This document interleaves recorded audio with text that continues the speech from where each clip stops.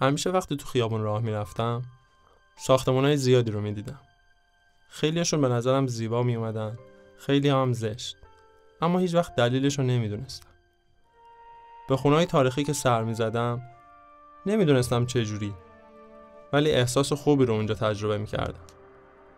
داشتن یه معیار همیشه کمک کننده است. حالا چی بهتر از این که متخصصین و بهترین افراد این شهر تو به دست آوردن این معیارها راهنمایی میکنن.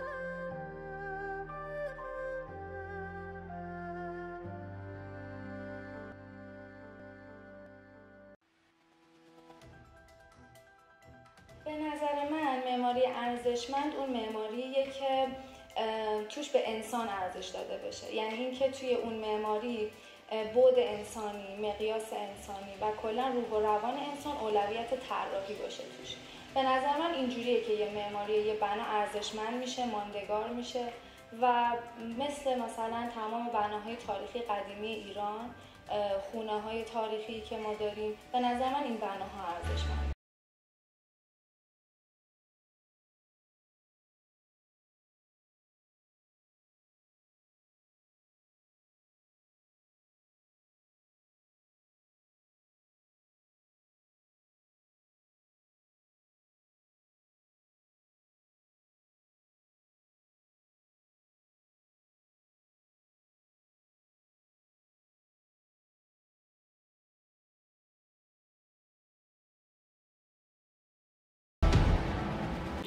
ببینید، اگر بخوایم خیلی شاید خلاصه در واقع نظر شخصی بنده هستش، معماری که بتونه به تمام نیازهای روحی، روانی و فیزیکی انسان براش پاسخی داشته باشه، مسائل فرهنگی و بومی رو ببینه توی خودش و همچنین با محیط زیست و با محیط پیرامونش سازگار باشه، نکته خیلی مهمی هستش.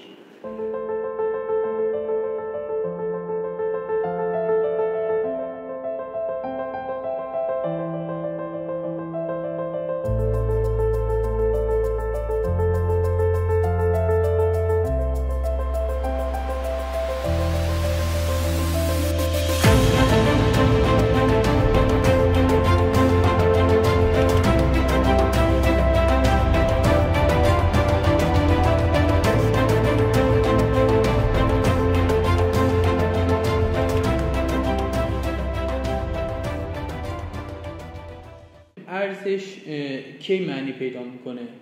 توی هر جامعه‌ای بر اساس اون حالا چیزی که حاکم هست توی اون حکومت، میان یه سری ارزش‌ها رو برای خودشون معرفی میکنن و یه چیز ساختگی هم هست. شاید ارزش توی بر فرض مثلا جامعه ما یک چیز باشه، توی یک جامعه دیگه یک چیز دیگه باشه. پس کاملا به جامعه برمیگرده.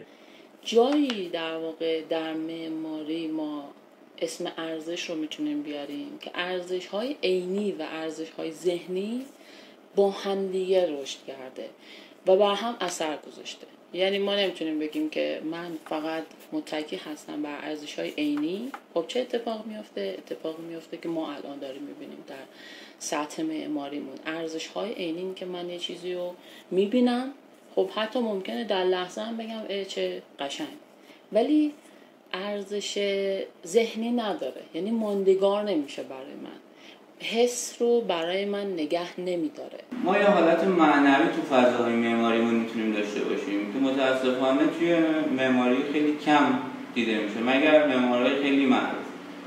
مثلا شما مثالش آندو مثلا یه مکعب میسازه ولی مکعبش خیلی آسه. چرا؟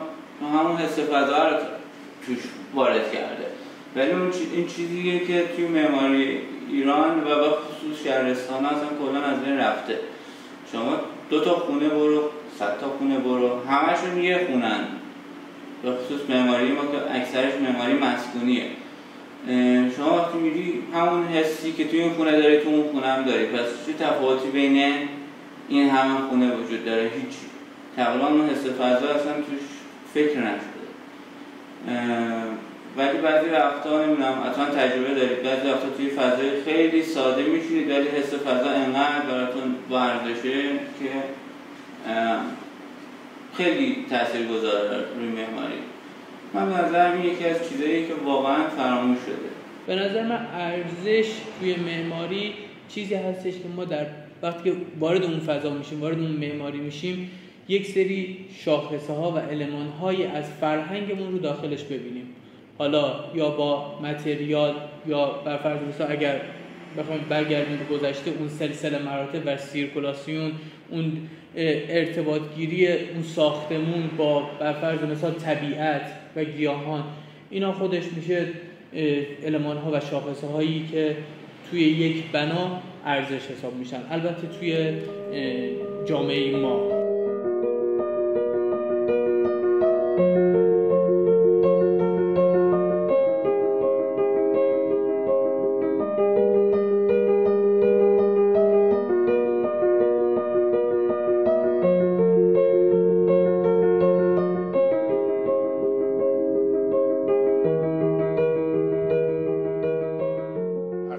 دانشجوی رشته معماری شدم، همیشه این توی ذهنم بود که مکانی رو که معمار میخواد طراحی و در نهایت اجرا بکنه، هدف اصلیش ایجاد آسایش و حس خوب برای مصرف کننده است.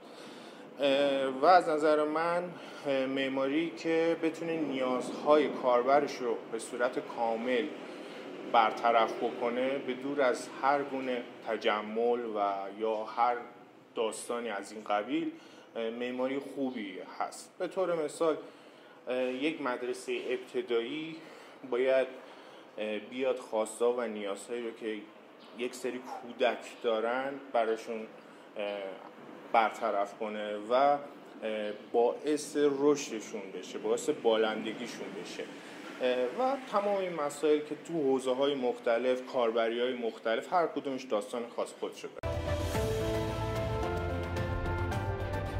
بنای ارزشمندی که افرادی که تو اون فضا حضور دارن به بهترین شکل حداقل نیمی از نیازاشون برآورده بشه.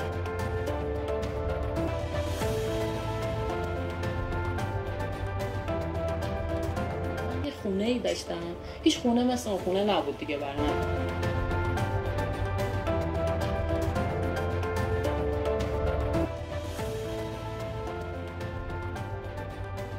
ما باید برای اون چیزی که طراحی میکنه سناریو داشته باشه. برای ارزشه که نظم و تعادل داشته باشه.